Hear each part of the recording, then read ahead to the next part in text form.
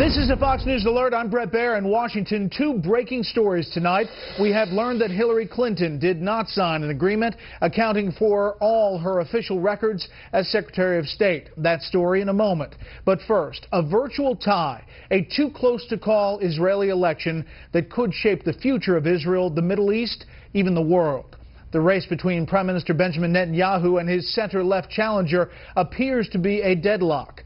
2 hours after polls closed. Now, Prime Minister Netanyahu is already proclaiming victory, and most of the Israeli media seem to agree at this hour, but it's still early. We have Fox team coverage tonight to break it down. Connor Powell from the headquarters of the Zionist Union in Tel Aviv with how the Israeli elections work.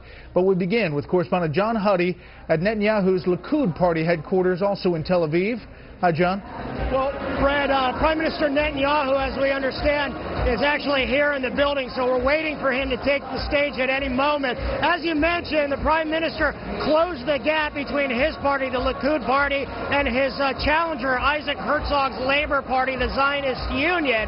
And while they're basically neck and neck, the two parties are tied up, Brad, it's still too close to call, even though Prime Minister Netanyahu, as you mentioned, is declaring a victory. We're not going to do that. It's still too close to call. However, having said that, it looks like it's been a good night for the Prime Minister and his party. Isaac Herzog called Benjamin Netanyahu a lying, divisive, inciting Prime Minister.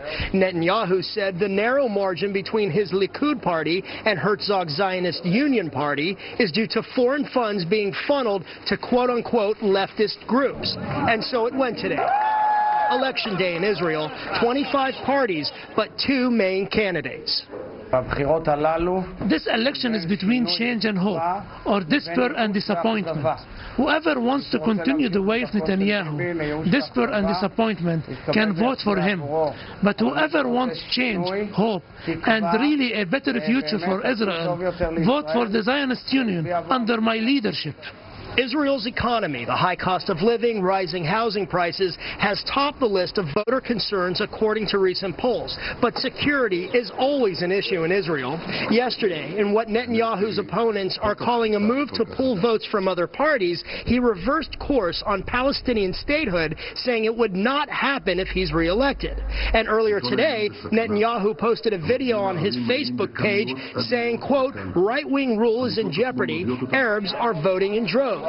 The Arab vote is posing a challenge to Netanyahu, as is former Likud leader Moshe Kahlon, whose support may be critical to form a coalition government. To prevent the rise to power of the left-wing party, there's only one thing to do: close the gap and vote for Likud. So again, both parties, the Likud party, Zionist Union party, are tied up according to the exit poll results. So it's still too close to call. The race is still too close to call. We are, however, waiting for Prime Minister Netanyahu to take the stage at any moment. I tell you, it's a very loud party going on here, Brett. I can hardly hear myself speak. So we'll continue to monitor the results. Brett, back to you. John, thank you. We'll head back for any breaking details. Of course, Israel's form of government is different than the one here. Let's get more on how that works. Correspondent Connor Powell is in Tel Aviv, also at the headquarters of the main opposition to Likud. Connor, explain to folks, if you would, if this election is this close, how it gets resolved. Yeah, so now that the voting is done, the second part of this process is really underway, and that's the horse trading, the coalition forming part of this government. And there really is a path to power for both Prime Minister Benjamin Netanyahu's Likud party and Isaac Herzog's Labor coalition. But it looks like Netanyahu's path is much easier because the real swing party is formed by a former Likud member named Moshe Kahlon. He is the real swing member. They're calling him the kingmaker here in Israel. It's assumed that he will join Netanyahu, but that has not been confirmed, and we may not know, Brett, for several days if he will in fact join a Netanyahu coalition. Connor, how does the Joint Arab List play into the formation of this new Israeli government? Yes, so for the first time ever, the Arab parties joined and formed one party here, and they've now formed either the third or fourth largest coalition here in Israel. They will play a big part going forward. They are unlikely to be part of either coalition, though, but they will still have a say going forward, Brett. Very interesting. Connor, as we learn more, we'll head back. Thank you. Now to our other big story tonight. One major question in the Hillary Clinton email scandal has been answered. The State Department says Clinton did not sign a separation agreement when she left, which brings us to the next big question. Why not? Chief White House correspondent Ed Henry has details. The fourth time was the charm on the question of whether Hillary Clinton signed a key document, as Jen Psaki finally answered after ducking it 3 times over the last week at the State Department. We have reviewed Secretary Clinton's official personnel file and administrative files and do not have any record of her signing the OF-109. That revelation instantly raised another question for Clinton as she prepares to embark on a second presidential campaign as early as next month. Did she purposely avoid signing the separation statement, declaring that an employee has accounted for all records under the penalty of perjury, to keep under wraps the fact that she was using her personal email server outside the lines of both the Federal Records Act and the Freedom of Information Act, or FOIA? With Dan Metcalf, who oversaw FOIA throughout the executive branch from 1981 to 2007, writing today in Politico, quote, "What Secretary Clinton arranged to do and what she now has said about that are, to put it most charitably, not what either the law or anything close to candor requires." He understands that by her diversion of all records that she used or received as Secretary of State, she not only concealed documents from the government, but she prevented the Freedom of Information Act from working. In her defense, Clinton said 1 week ago today at her news conference she complied with every rule. We went through a thorough process to identify all of my work-related emails and deliver them to the State Department. And today, Psaki, who took several days to find out whether Clinton signed the separation document, was quickly able to rattle off information suggesting Republican Secretaries of State Colin Powell and Condi Rice did not sign the document either. We did not locate any record of either of her immediate predecessors signing this form.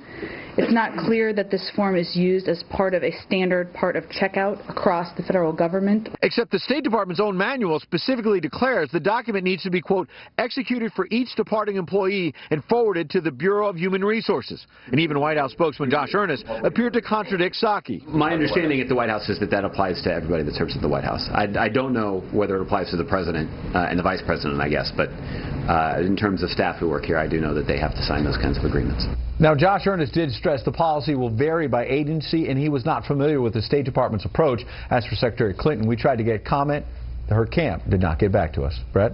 Just like the other day. Yeah. No comment. Ed, thanks. The self-declared most transparent administration in history is removing its Office of Administration from having to comply with the Freedom of Information Act, or FOIA. An official says this is simply a paperwork change to remove outdated regulations. A White House spokesman maintains the president is committed to unprecedented openness in government. But both liberal and conservative watchdog groups are criticizing the move, especially in the wake of major transparency questions.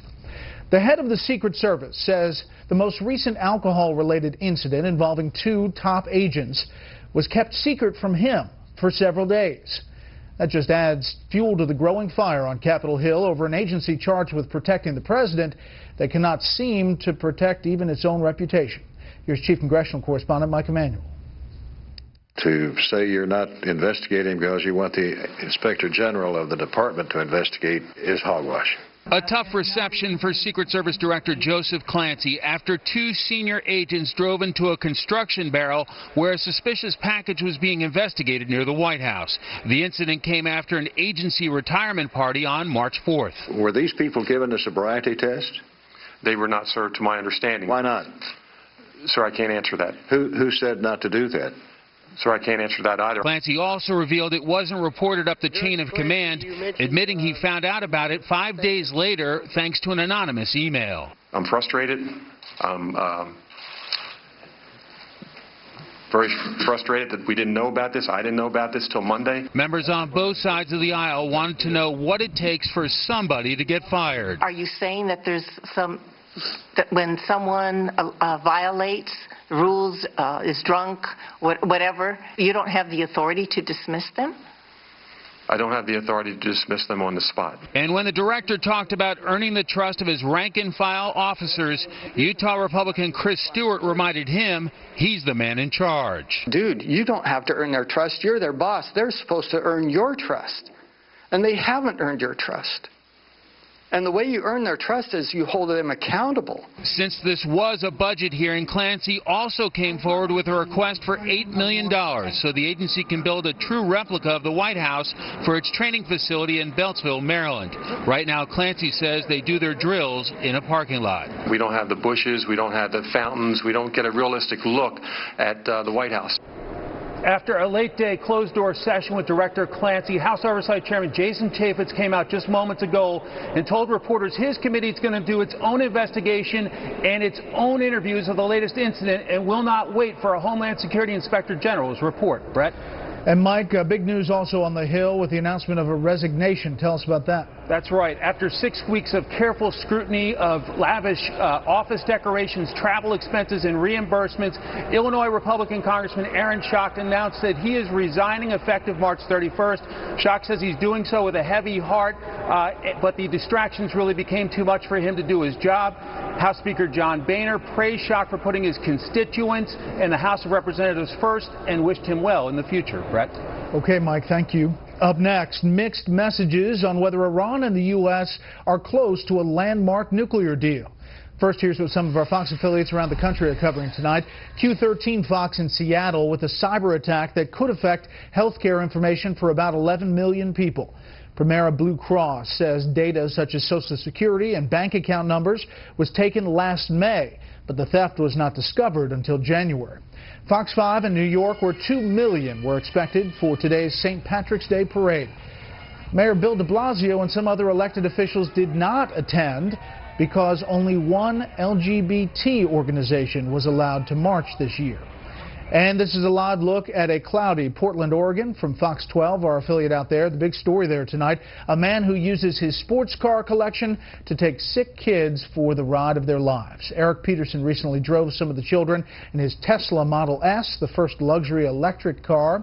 He started these Dream Drives, the Dream Drives for Kids organization, last year.